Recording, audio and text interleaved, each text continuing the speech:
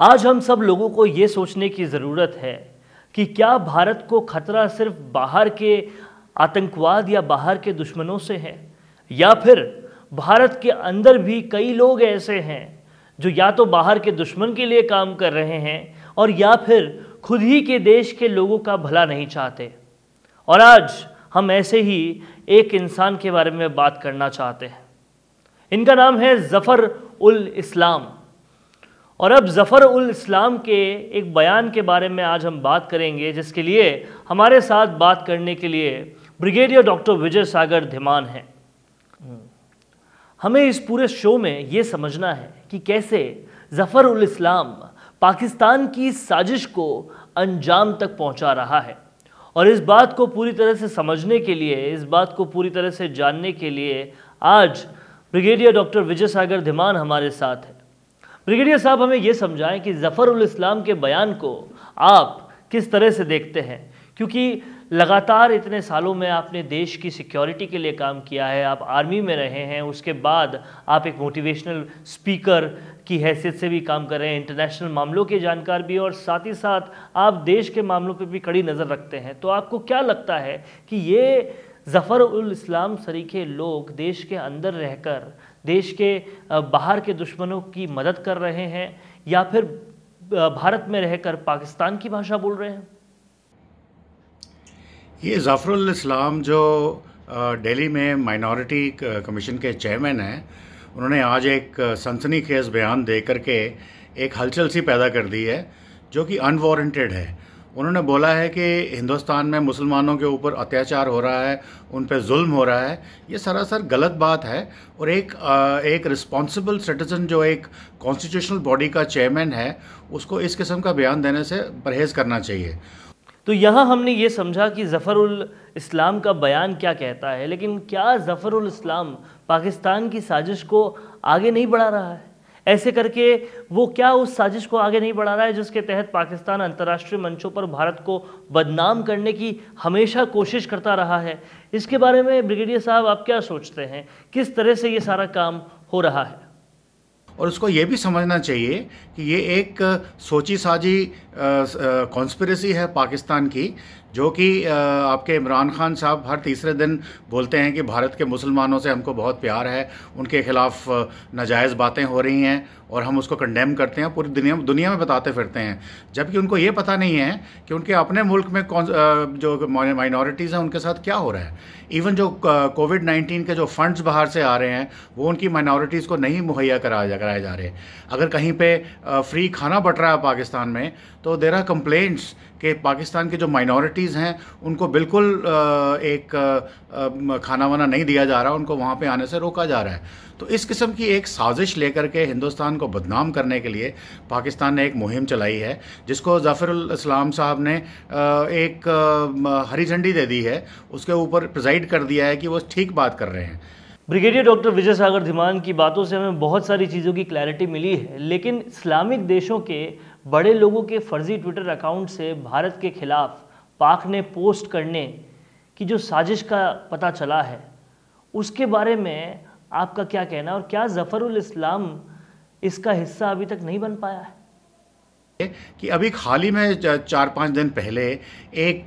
Qatar के Prince की तरफ से एक बयान आया था ट्विटर के ऊपर इसी बारे में, जिसको बाद में पता चला कि वो एक फेक अकाउंट था जो पाकिस्तान की शायद आईएसआई ने अपने किसी पाकिस्तान के सिटीज़न को बोल करके एक फेक अकाउंट बना के और ऐसी कोई बात कही थी, जहाँ पे बोला गया था कि हिंदुस्तान में मुसलमानों पे अत्याचार हो रहा है और कतर के लोगों ने डिसाइड किया है कि हम हिंदुस्तान में जो इंडिया के जो वर्कर्स हैं उनको भी हम बाहर निकाल देंगे इससे। तो बाद में जब पता चला तो उन्होंने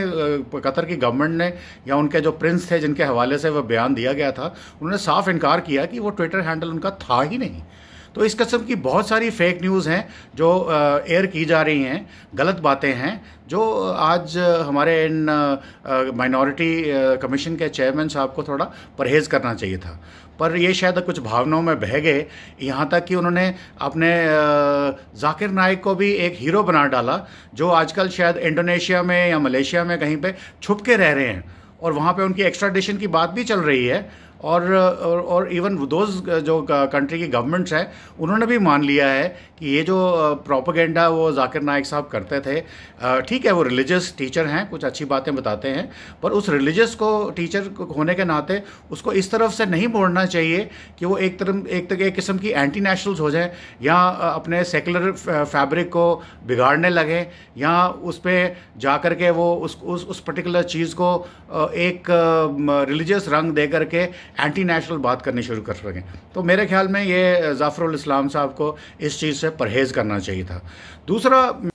जाहिर तौर पर ब्रिगेडियर साहब, लेकिन ज़फ़रुल इस्लाम ने पाकिस्तान का पिट्ठू बनने का जो काम किया है उसके बारे में आपका क्या कहना है? और मेरा एक सवाल ये भी है कि पाकिस्तान मिडिल ईस्ट में भारत को बदनाम कर खुद के लिए समर्थन चाहता है और पूरी तरह से समर्थन की कोशिशें कर रहा है। क्या इन साजिशों से ऐसा कर पाने में पाक कामयाब हो पाएगा? ये इसलिए आप बहुत अच्छी तरह से बता पाएंगे क्योंकि लगातार आप इन मामलों को देखते रहे हैं। मैं चाहता हूं कि ज़फ़रुल इस्लाम साहब को जो उन्होंने अरब देशों का हवाला दिया है कि उनको वो हिंदुस्तान के मुसलमानों को बहुत प्यार करते हैं और उसके लिए शायद वो इंडिया को कंडेम करेंगे। मैं उनको बताना चाहता हूं कि उन अरब देशों में जितने भी कंट्रीज़ हैं, जैसे मैं सऊदी अरेबिया की बात करूंगा, यूएई की बात करूंगा, बहरीन की बात करूंगा, कतर की बात करूंगा,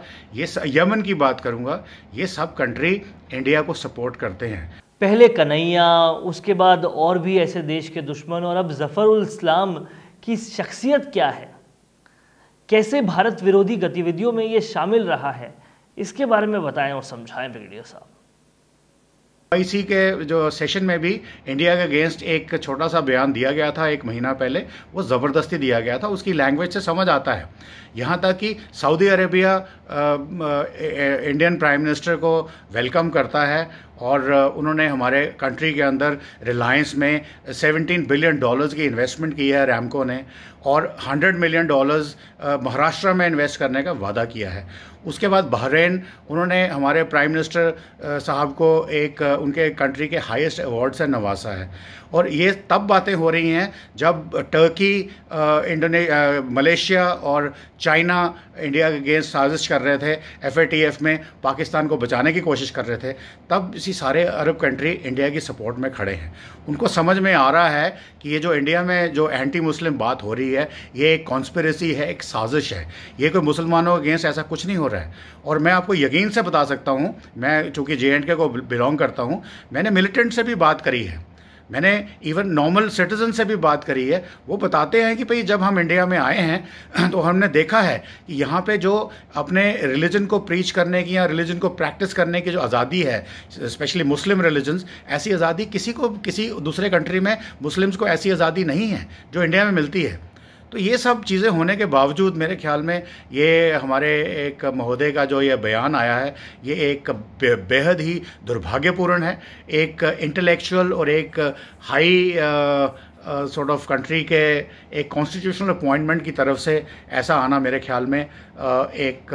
सेंसिबल बात नहीं है। और चूँकि ये दिल्ली गवर्नमेंट में मिनॉरिटी कमीशन के चेयरमैन हैं, तो मैं तो चाहूँगा कि केजरीवाल साहब इनको तुरंत ही बर्खास्त करें और यहाँ फिर इनके ऊपर कोई इस किस्म की कोई